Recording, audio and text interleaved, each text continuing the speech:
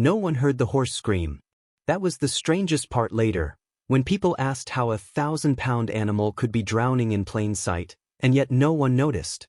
The flood had swallowed sound the same way it swallowed fences, hay bales, and years of hard ranch life.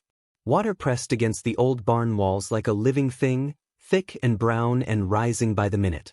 And somewhere inside that chaos, a wild mare was fighting for breath. At dawn, the ranch should have been quiet. It usually was. But that morning, the silence felt wrong. Too heavy, too tight, like the air before a storm breaks something open. 72-year-old Earl Whitman stood on his porch gripping a mug of cold coffee, watching floodwater crawl across land he'd spent a lifetime protecting. Every fence post he'd hammered into the ground, every stall he'd built by hand, now half vanished beneath churning water. He'd survived droughts, blizzards, a heart attack 10 years back that doctors said should have ended him. But floods were different. They didn't ask permission. They just took. Earl's eyes locked onto the barn. The water had already reached the lower windows. That's when he felt it, the unease. The kind that starts in your gut before your brain catches up. Earl hadn't counted the horses yet. He told himself they'd been moved to higher ground yesterday. Told himself everything was fine. But ranchers learn to listen to instincts the way sailors listen to wind. Then he heard it. Not a scream. A splash. Followed by a sharp, panicked snort. Earl's heart dropped. He didn't bother grabbing a coat. Didn't call for help. Didn't even think about his bad knee or the warning his daughter gave him just last week. Dad, you're not young anymore. Promise me you'll stop risking your life for animals. He broke that promise in 3 steps.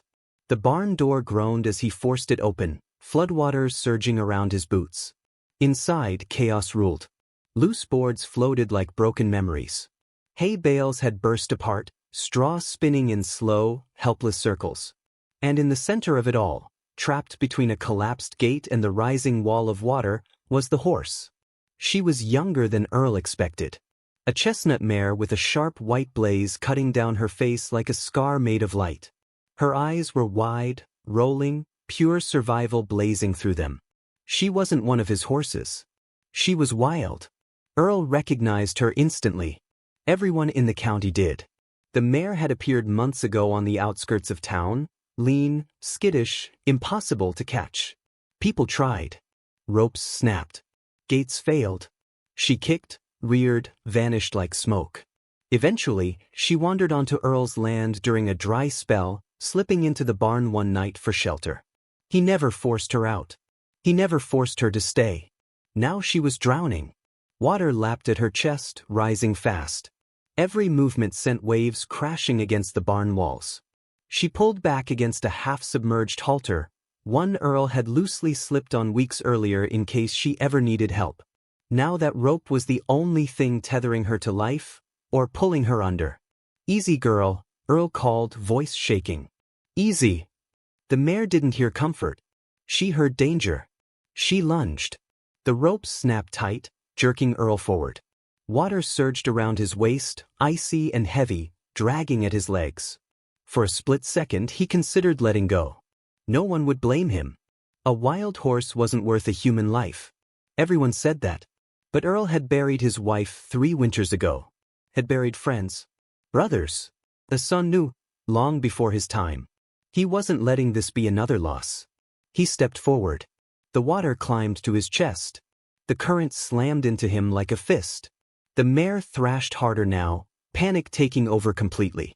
Her hooves struck the water, splashing violently, eyes locked on Earl with terror, not trust. To her, he wasn't a rescuer. He was another predator. From the hill above the barn, Mara Jensen, a neighboring ranch hand, froze. She'd been riding fence lines, checking damage, when she saw the open barn door and the old man disappearing inside.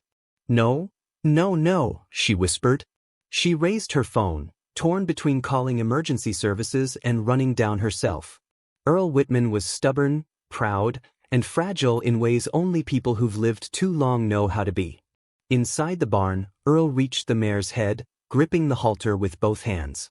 His arms burned. His lungs ached. Water slammed into his ribs. The mare reared again, and this time, She struck him.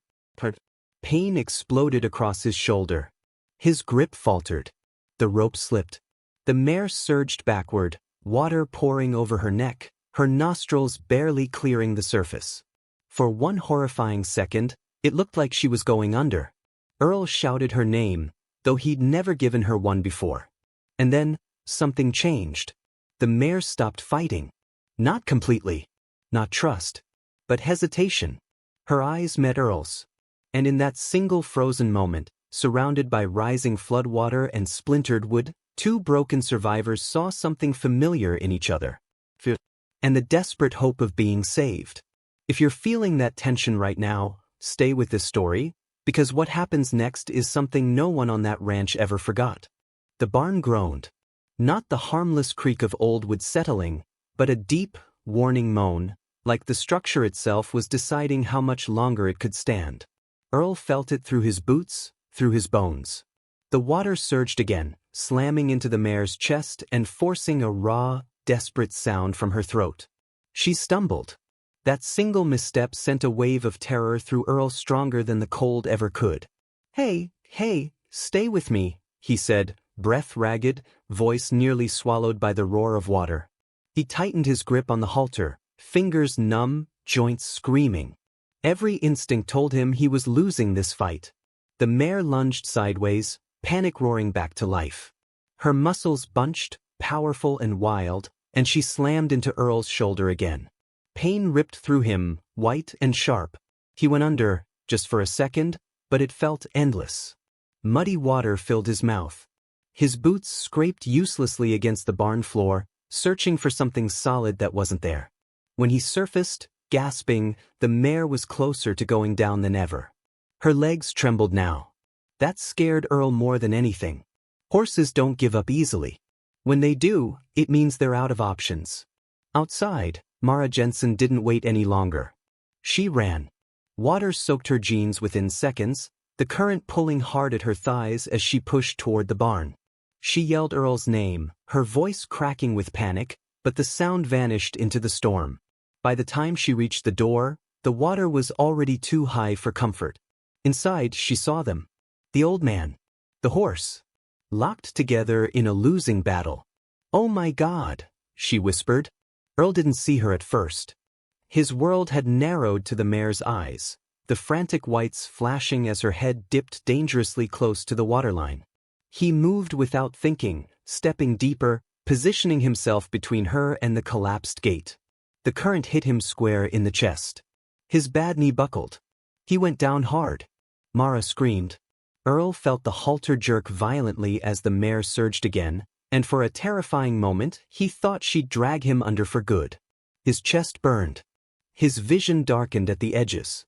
He thought of his daughter then, of promises broken, of unfinished apologies. "This is it," a quiet voice inside him said. Then the mare stopped pulling. Not because she'd escaped. Because she'd turned. Her head lowered, muzzle brushing Earl's shoulder as if searching for something, balance, maybe. Or reassurance. Her breath was hot and fast against his neck. She trembled, not with rage now, but exhaustion. Trust didn't bloom all at once. But it cracked the door open. Mara reached them, grabbing onto a floating beam to keep herself upright. "Oh, you've got to let go. The barn's going to give." He shook his head weakly. "She won't make it alone." The mare's ears flicked at the sound of Mara's voice. She shifted her weight, uneasy again. The water climbed higher, licking at her jaw. Time was running out. Mara scanned the chaos, her eyes landing on a loose panel wedged against the far wall, part of an old stall divider. If they could get the mare onto it, maybe, just maybe? "Earl, listen to me," she said, forcing calm into her voice. "We can float her. But you've got to move now." Earl looked at the mare. She looked back. For the first time since he'd known her, she didn't pull away. That nearly broke him. "All right, girl," he whispered, voice thick. "All right." They moved inch by inch, fighting the current together. Mara pushed the panel free, the wood groaning as it shifted. The mare snorted, startled, and reared slightly, but Earl stayed with her, hands steady despite the pain screaming through his shoulder. Then it happened. The barn wall cracked. A loud, violent snap echoed through the space, followed by the unmistakable sound of wood tearing apart. Water exploded inward, a surge so powerful it knocked Mara off her feet and slammed Earl against the mare's side. The panel ripped from their grasp. Everything spun. Mara hit the water hard, coughing, flailing as debris rushed past her. Earl lost his footing again, dragged sideways as the current took control. The mare screamed, a raw, primal sound that cut straight through the storm. She went under. For a heartbeat too long. Earl didn't think. He dove. The cold shocked his system, stealing what little air he had left. His hands found her neck, then the halter. He yanked with everything he had, muscles tearing, lungs burning. The mare burst back to the surface, thrashing wildly, but alive. They were out of time. The barn wasn't just flooding anymore. It was collapsing. Mara surfaced nearby, eyes wild, hair plastered to her face. "We have to go. Now." Earl shook his head, even as darkness crept at the edges of his vision. Not without her. And then, another twist. The mare did something no one expected. She stepped toward him. Not away. Toward. Her massive body shifted, positioning itself between Earl and the rushing water, taking the brunt of the current. She lowered her head, pressing it against his chest as if bracing him. Mara froze. Horses didn't do that. Wild ones especially. Something had changed. The mare wasn't just fighting to survive anymore. She was fighting for him. For a moment, no one moved. Not Earl. Not Mara. Not even the floodwater, which seemed, just for a breath, to hesitate. The mare stood there, chest heaving, sides slick with muddy water, her powerful body angled deliberately between Earl and the violent current pouring through the shattered barn wall. Every instinct she had should have told her to flee, to shove past him, to run for open ground the second she found it. Instead, she stayed. Earl felt her weight steady him, felt the strange, impossible calm of her presence against his shaking hands. Her head rested against his chest, not pressing hard, just enough to be felt. Enough to say, "I'm here." His throat tightened. "I won't let go," he whispered, unsure whether he was talking to her or to himself. Mara stared, wide-eyed, water swirling around her knees as debris rushed past. She'd worked with horses her entire life. She'd seen trained animals obey commands, accept riders, follow routines. She had never seen a wild horse make a choice like this. "Earl," she said softly, "she's protecting you." He nodded once, unable to speak. Another crack split the air. The barn roof sagged, beams groaning under pressure they were never meant to bear. Rain poured in through the widening gaps, mixing with floodwater until the whole space felt like it was breathing, inhale, exhale, on borrowed time. "We have one shot," Mara said, forcing herself into motion. "There's an opening where the south wall collapsed.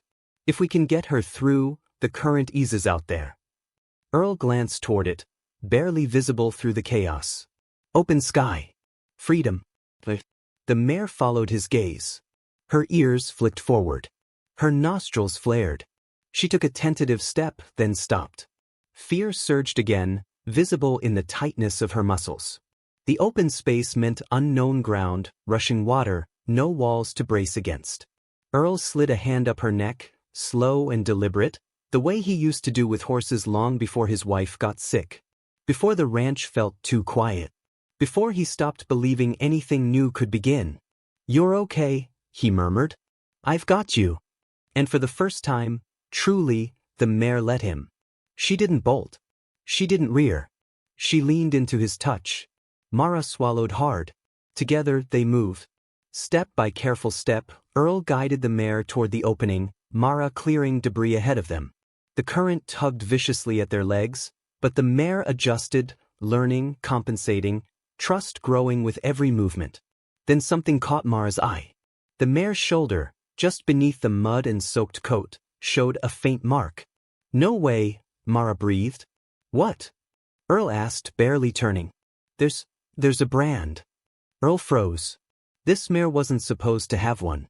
Everyone believed she'd been born wild, never owned, never claimed. That was part of her legend. Part of why people admired her, and why no one tried too hard to help her. Mara wiped mud from the marking as best she could. It wasn't fresh. It was old. Scarred. Deliberately burned and then, poorly, cut away. Someone had tried to erase it. This horse was owned, Mara said quietly. And not kindly. Earl felt something heavy settle in his chest. Images surfaced, of thin horses he'd seen years ago at auctions, of people who treated animals like tools until they broke. She ran, he said. Mara nodded. Or escaped. The mare shifted, uneasy, as if she sensed the truth unraveling around her. Earl tightened his grip gently, grounding her. You're safe now, he said, voice thick with emotion he didn't try to hide.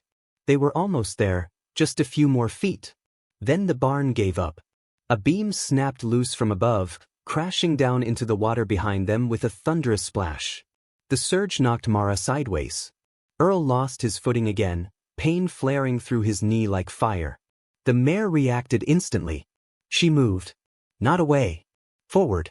With a powerful surge of her body, she pushed through the opening, dragging Earl with her. Not roughly, not blindly, but with control. With intention. They spilled out into open floodwater, the current calmer here, spreading wide across the field instead of slamming against walls. Mara followed, coughing, laughing, crying all at once. They were out. Earl collapsed to his knees, water soaking him to the bone, hands still clutched in the mare's mane as if letting go might undo everything. His chest heaved. His vision blurred.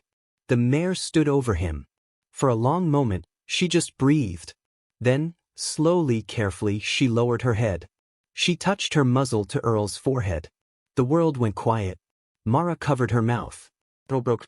He sobbed the way people do when something locked inside finally finds air. Years of loss, loneliness, and guilt poured out in those sounds. He pressed his forehead to hers, uncaring who saw. I'm so glad you trusted me, he whispered.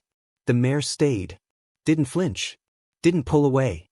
Behind them, neighbors began to gather on higher ground, drawn by the collapse, the chaos, the miracle unfolding in front of them. Phones came out. Someone whispered, she saved him. And maybe she had. Or maybe they'd saved each other. The rain didn't stop right away. It softened, thinned, but kept falling, as if the sky itself needed time to calm down after what it had unleashed. The floodwater spread across the low fields like a restless animal finally losing its rage, leaving behind mud, broken fences, and stunned people standing in silence. Earl sat on the tailgate of Mara's truck, wrapped in a blanket someone had pressed into his hands. His body shook, not from cold alone, but from the crash after adrenaline. Every muscle hurt. His shoulder throbbed. His knee was already swelling, stiff and angry. But he didn't look at any of that. His eyes stayed on the mare. She stood a short distance away on a small rise of ground, rainwater dripping from her coat, chest rising and falling in slow, steady breaths. For the first time since Earl had ever seen her, she wasn't pacing. She wasn't watching for escape routes. She was resting. Neighbors whispered nearby, voices low, as if speaking too loudly might break the fragile peace. Someone offered Earl water. Someone else asked if he needed an ambulance. He waved them off gently, not ready to re-enter a world that felt louder and harsher than the one he'd just survived. Mara crouched near the mare, careful not to crowd her, brushing mud from the scarred brand with quiet reverence.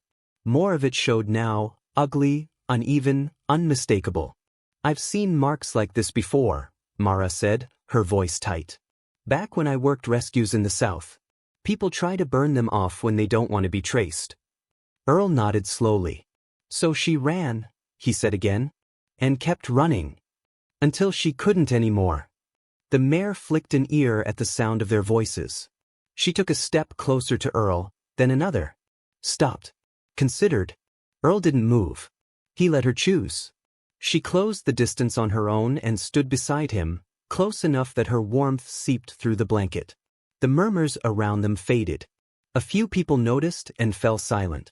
Would you look at that? Someone whispered. Earl rested his hand lightly against her shoulder, not gripping, not claiming. Just there. I don't know what you've been through, he murmured, but you won't go through it again. Not here. That was when Caleb Rourke stepped forward. Caleb owned a nearby breeding operation, well-funded, well-known, and not always well-liked. He stared at the mare with narrowed eyes, recognition flickering across his face. "That horse," he said slowly, "looks an awful lot like one that went missing a couple years back." Earl's hand stilled. Mara straightened. "Missing how?" Caleb hesitated. "Jumped a fence during transport. We never found her." The mare shifted, tension rippling through her body like a warning. Earl felt it instantly.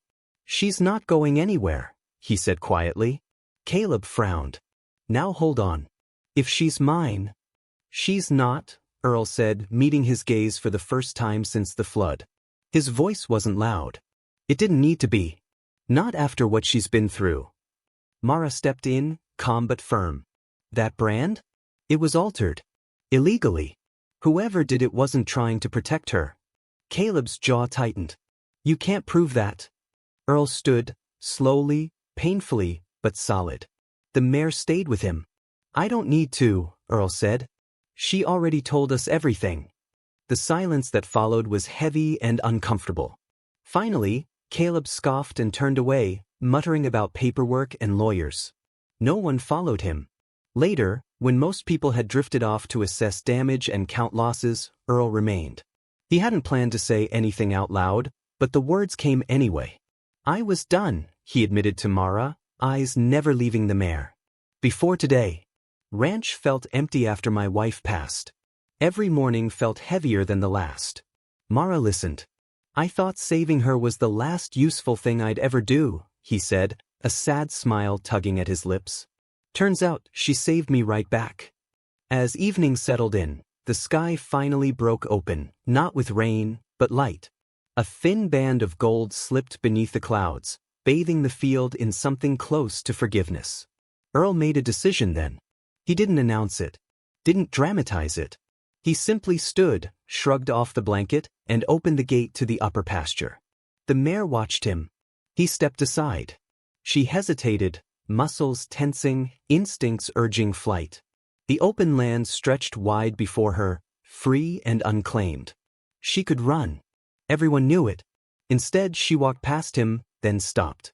She turned back and followed him through the gate. Mara laughed softly, tears in her eyes. "Guess she's home." Earl's throat tightened. "Only if she wants to be." That night, as emergency crews finally arrived and the ranch lights flickered back on, Earl sat on his porch once more. The mare grazed within sight, lifting her head now and then to check where he was. If you've ever wondered whether animals remember kindness, whether they know when someone risks everything for them, this moment answered it without words. And the final chapter of this story, the one that brought Earl fully to tears, happened the next morning. Morning came quietly. No sirens. No rain pounding the roof. Just the soft, ordinary sounds Earl hadn't realized he missed. The wind moving through wet grass, distant birds testing their voices after the storm, the slow creak of the porch swing as he shifted his weight. For the first time in years, Earl slept through the night. When he stepped outside, the ranch looked wounded but breathing. Mud coated the fields. Fence lines lay twisted and broken. The barn leaned at an angle that promised months of work ahead. But the land was still there. And so was she. The mare stood near the fence, outlined by early sunlight. Cleaned by the rain, her chestnut coat glowed warm and alive. The white blaze on her face caught the light like a flame. She lifted her head the instant Earl appeared, ears forward, eyes soft but alert. She walked toward him. Not fast. Not hesitant. Purposeful. Earl stopped moving without realizing he had. His chest tightened in a way no flood ever could. He'd told himself not to expect anything. Wild horses don't stay. They don't choose people. She crossed the pasture anyway. Step by step. The distance closed. And then, something no one watching would ever forget. She lowered her head. Slowly, deliberately, she pressed her forehead into Earl's chest. Not a brush. Not an accident. A choice. Earl's breath left him in a broken sound that might have been a laugh or a sob. His hands shook as they rose, hovering for a moment before resting against her neck. He felt the steady rhythm of her breathing. Felt the warmth of her life.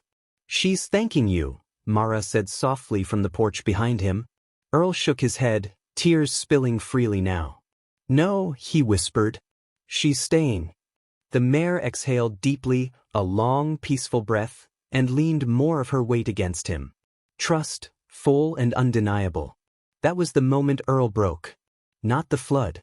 Not the fear of death. Not the years of loneliness.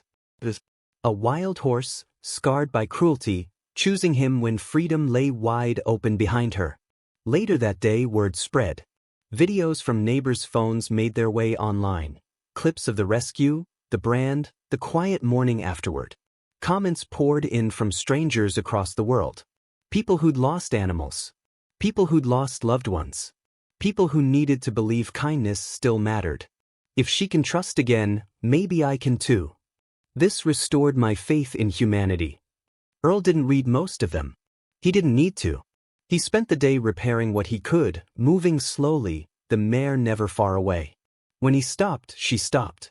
When he sat, she grazed nearby, lifting her head every few minutes to make sure he was still there. That evening, Earl did something he hadn't done in years.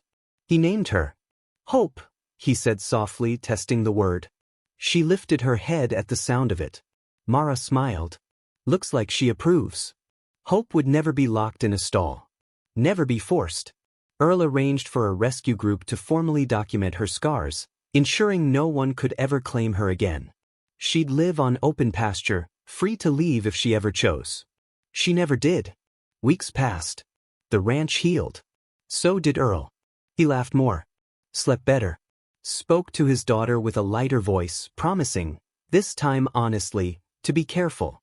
Hope followed him through fields, stood watch while he worked, and sometimes rested her head against his shoulder the way she had that first morning. One evening, as the sun dipped low and painted the land gold, Earl leaned on the fence beside her. I guess we both survived things that should have ended us, he said. Hope nudged him gently. That was enough.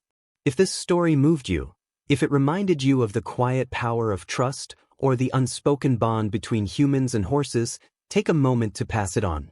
Stories like this deserve to be shared. And if you're new here, stay a while. There are more stories waiting. More moments where courage meets kindness and changes everything. Because sometimes, saving one life saves two.